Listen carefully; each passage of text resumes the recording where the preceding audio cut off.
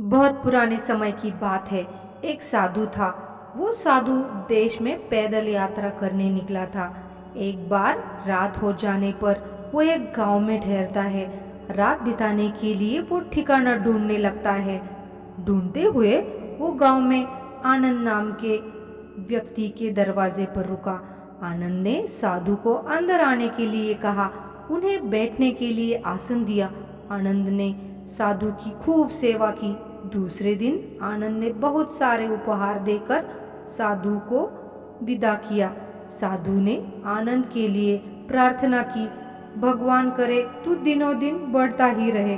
साधु की बात सुनकर आनंद हंस पड़ा और बोला, अरे महात्मा जी, जो है यह भी नहीं रहने वाला। साधु आनंद की ओर देखता ही रह गया और वहां से चला गया। 2 वर्ष बाद साधु फिर आनंद के घर गया और देखा कि सारा वैभव समाप्त हो गया है। साधु ने आसपास पूछताछ करने पर पता चला कि आनंद अब बगल के गांव में एक जमींदार के यहाँ नौकरी करता है। साधु आनंद से मिलने जमींदार के यहाँ गया। वहाँ पता चला उसकी छुट्टी हो गई है। वो पास में ही एक झोपड़ी में रहता है। साधु वहाँ चले गए। आनंद साधु को देखकर बहुत खुश हुआ। उसने अभाव में भी साधु का स्वागत किया। उसके पास एक फटी सी चटाई थी। उसने वो चटाई साधु को बैठने को डाली। उस पर साधु को बिठाकर उसके पास जो भी कुछ खाने के लिए उपलब्ध था साधु को खिलाया। आनंद ने इस अभाव की परिस्थिति में भी साधु की खूब सेवा की। दूसरे दिन जाते समय साधु की आंखों में आंसू थे।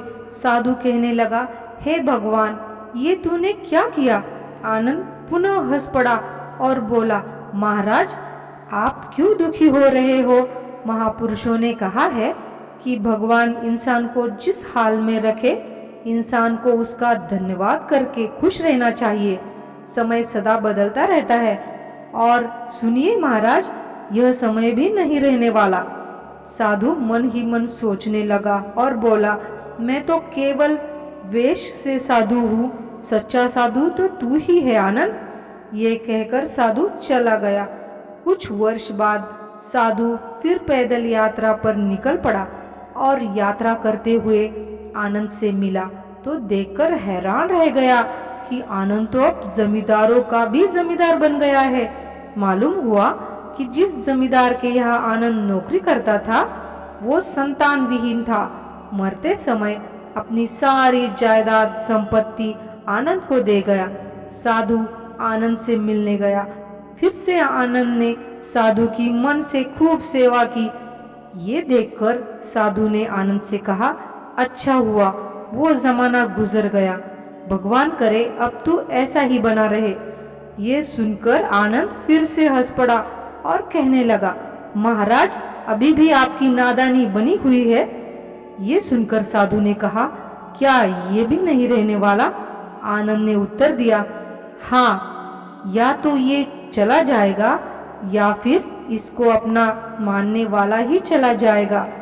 कुछ भी रहने वाला नहीं है और अगर शाश्वत कुछ है तो वो है परमात्मा और उस परमात्मा का अंश ये आत्मा।